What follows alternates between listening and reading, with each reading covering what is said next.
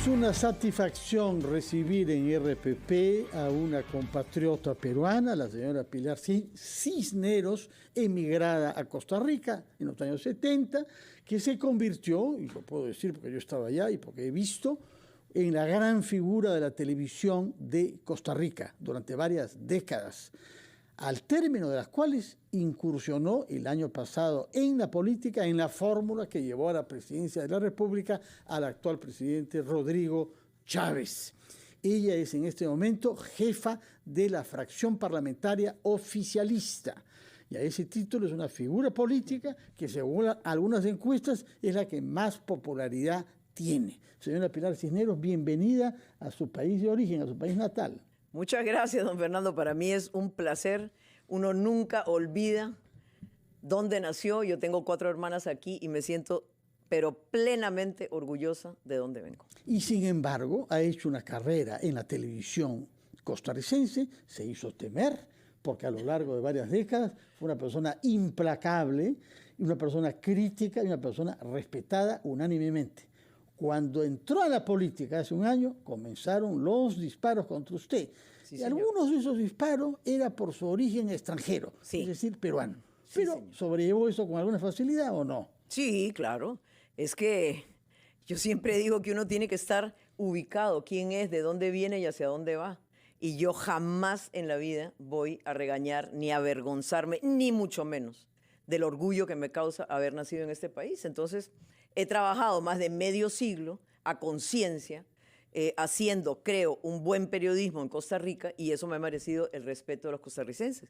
Y la gente me dice, mire, usted es más costarricense que muchos, usted realmente tiene el amor por Costa Rica impreso en el corazón, y es cierto. Pero uno puede tener 2 amores en la vida. Sí. No lo diga mucho porque puede dar pretexto a ciertas modalidades que no complacen a todo el mundo. Ahora bien, ¿qué la llevó al cabo de tantas décadas en el periodismo a incursionar en la política activa, a meterse realmente al meollo de donde se toman las decisiones y se descubren las sorpresas? Sí, vea, el dolor que yo siempre llevé en mi corazón de que un día su padre lo llame a usted y le diga, en cuestión de semanas nos vamos a vivir otro país. Porque la dictadura de Velasco Alvarado estaba persiguiendo y persiguiendo a mi padre, le habían hecho 2 juicios que mi padre había ganado y cada vez que ganaba el juicio ponían otro juez. Cuando pusieron el tercero dijo, bueno, yo tengo 10 hijos que mantener y no me puedo dar el lujo que me metan a la cárcel. Entonces yo sé el dolor enorme que causa la migración no deseada. Y yo veía que en Costa Rica se iban deteriorando y deteriorando la situación del país, los indicadores económicos, las oportunidades, los empleos, y dije que yo no voy a permitir que mis hijos y mis nietos pasen lo mismo que yo pasé. Y si yo puedo hacer algo por ayudar a este país y por mejorar este país, bueno, eso viene desde la política.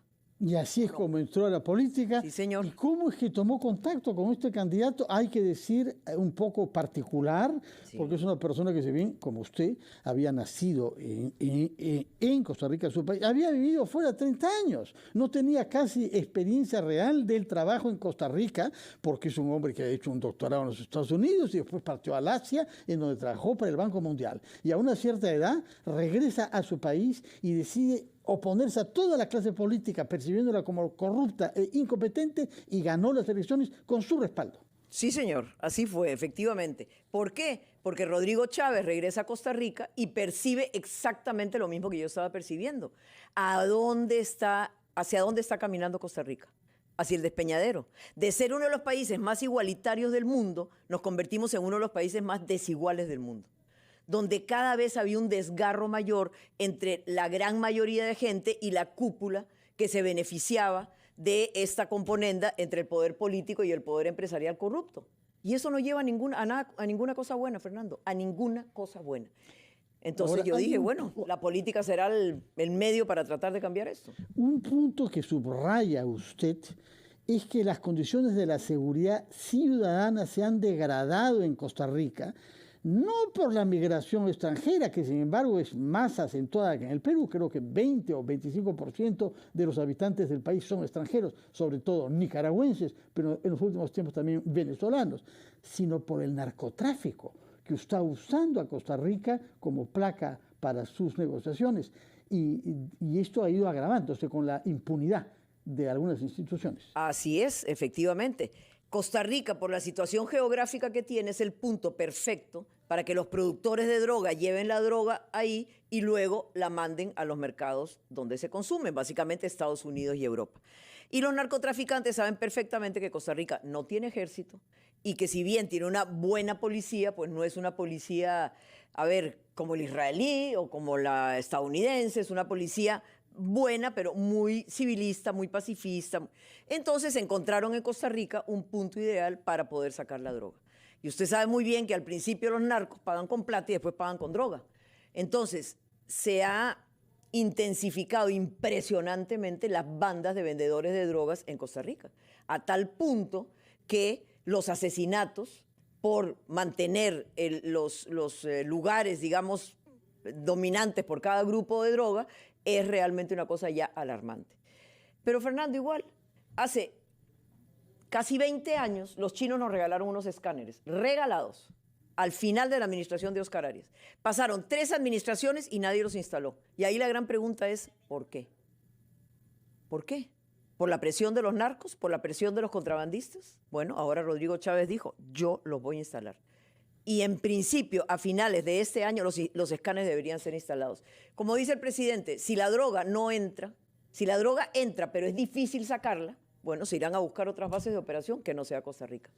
¿Cómo han hecho para sobrellevar una presencia tan masiva de extranjeros migrantes o refugiados en su país? Porque solamente nicaragüenses, tengo entendido que hay 1,5 millones, sí, para una población total que es poco más de 5 millones. Es 1,5 millones, más o menos como el Perú tiene de venezolanos, pero para una población total que es pequeña, 5 millones y pico, ¿no? Digamos que la migración nicaragüense ha sido una migración lenta, constante y sostenida durante décadas. De manera que esos nicaragüenses se han ido incorporando poco a poco a la actividad productiva del país, sobre todo en actividades que ya los costarricenses no quieren hacer, como recoger café, sembrar piña, cortar banano, ¿verdad? Empleadas domésticas, por ejemplo.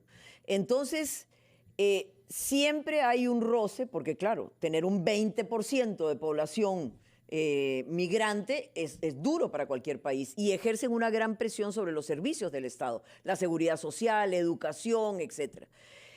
Ahora, digamos, a ver, se ha notado mucho más con los venezolanos, porque llegan miles todos los días, algunos efectivamente de paso hacia el norte para llegar a Estados Unidos, pero otros que ya se quieren incorporar a la economía. Sin embargo, Costa Rica se ha caracterizado siempre por ser un país muy hospitalario, de brazos abiertos para los migrantes, y yo soy un ejemplo de eso, porque a nosotros nos abrieron los brazos y pudimos hacer nuestra vida ahí. Entonces, no hay una fuerte tensión social por el momento por ese asunto.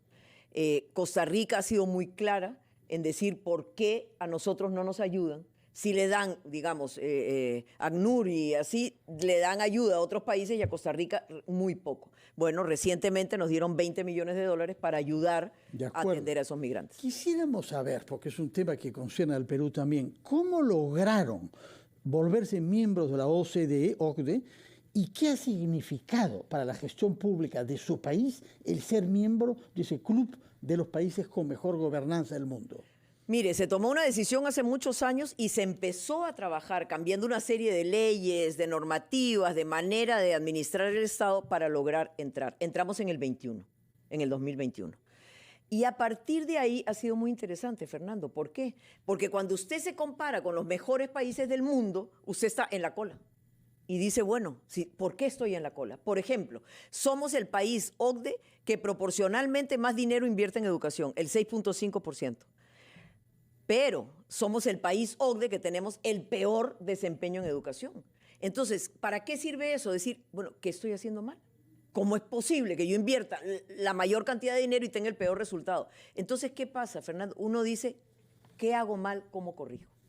Y empiezan a hacerse una serie de correcciones con ayuda de los expertos de la OCDE y con ayuda de toda la información que OCDE le proporciona sobre qué cosas se hacen bien en otros países que usted puede aplicar en su país. Después de la crisis del COVID, ustedes han mejorado sus índices de desempleo. Ha bajado considerablemente la inflación bajo el impulso del actual presidente, que es su correligionario. Han bajado algunos impuestos. y ha bajado considerablemente el precio de los combustibles y la electricidad. Todo esto ha permitido que Costa Rica sea hoy considerado por The Economist el cuarto país del mundo por la calidad del clima para inversión extranjera privada. ¿Cómo lo han logrado? Bueno, tenemos un doctor en economía de presidente de la República. Así que el doctor en economía sabe perfectamente bien que si él mejora todas esas cifras macroeconómicas, mejora las posibilidades de invertir en el país, quita trabas. Viera, la cosa, de todos los países latinoamericanos tenemos ese gran problema, pero la tramitomanía que nosotros llamamos es una cosa o era una cosa espantosa. Quitar trámites, quitar trabas, atraer inversiones. Eso ha permitido que el clima empresarial para los empresarios, tanto locales como internacionales en Costa Rica, sea mucho mejor ahora. Entonces, la gente no come macroeconomía, Fernando, pero si la macroeconomía está bien, las cosas empiezan a funcionar bien. En medio de esta crisis internacional, haber logrado bajar, por ejemplo, la tasa de desempleo de 13 a 11, es más, estando aquí, salió ya el último informe y ya bajó todavía mucho más. Entonces, es un presidente que está consciente que hay que ser muy estricto a la hora de gobernar y a la hora de gastar. Costa Rica es un país que tiene 45.000 millones de dólares en deuda. Es muchísimo. Es muchísimo. Casi la mitad de nuestro presupuesto se va en pagar deuda, No, Fernando. eso es fatal, sí. ¿Sí? Hemos conocido eso en otras épocas, felizmente estamos muy por debajo de ese porcentaje tremendo. Señora Pilar Cisneros, muchas gracias por su presencia. Después de haber sido entrevistadora, me alegro que haya sido entrevistada y que lo haya hecho con buen humor y con respuestas claras y precisas. Que tenga usted una buena estadía. ¿Usted me permite nomás Por una favor. salidita chiquitita? Con todo gusto. Yo quiero decirle a los peruanos mirándonos al corazón, Fernando, al corazón. A mí me duele lo que está pasando en este país. Con el potencial que tiene el Perú, con la riqueza que tiene el Perú, ¿cómo pueden estar así? Y el llamado que yo le quiero hacer a los peruanos es: métanse en política la gente honesta, la gente que tiene al Perú en el corazón. Es durísimo, es realmente... Yo he llorado, usted no se puede imaginar la cantidad de veces que yo he llorado. Sí, me imagino un poco. De la frustración, de lo duro que es. Pero yo le digo a los peruanos que tienen en la sangre, Fernando, ¿por qué no hay un grupo de peruanos que son absolutamente geniales a la hora de hacer sus cosas? Son lo que ustedes han progresado, la economía del país como va. Llegó la hora de conciliarse, llegó la hora de hacer las paces, llegó la hora de escuchar a los sectores peruanos que están 1000 veces más atrasados que la vida en Lima, que es muy cómoda, muy buena y de mucho progreso. Entonces yo lo que les quiero decir es: métanse en política, hagan de este país un país mejor, trabajen por el Perú de los sueños. Porque como yo digo, el futuro no hay que visualizarlo, el futuro hay que trabajarlo. Hay que hacerlo, o sea, no es, a mí me encantaría un Perú así, no. Para tener un Perú así, como el que los peruanos se merecen, ¿de ahí? Hay que empezar a trabajar. Ojalá. Pilar Cisneros, muchísimas gracias por Gracias. esas palabras finales que nos hacen comprender por qué se ha vuelto usted la figura más popular en el mundo político de Costa Rica. Pilar Cisneros, peruana de nacimiento, Costa Rica como política, diputada y jefa de la bancada parlamentaria del Partido Oficialista. Muchísimas gracias por su presencia y vuelva con más frecuencia pues, a su país natal y visítelo siempre aquí en RPP. Muchas gracias en todo caso por hoy. Ha sido Pilar Cisneros. Vamos a hacer una pausa para hablar después de ella sobre enfermedades infecciosas y particularmente sobre el dengue en el Perú.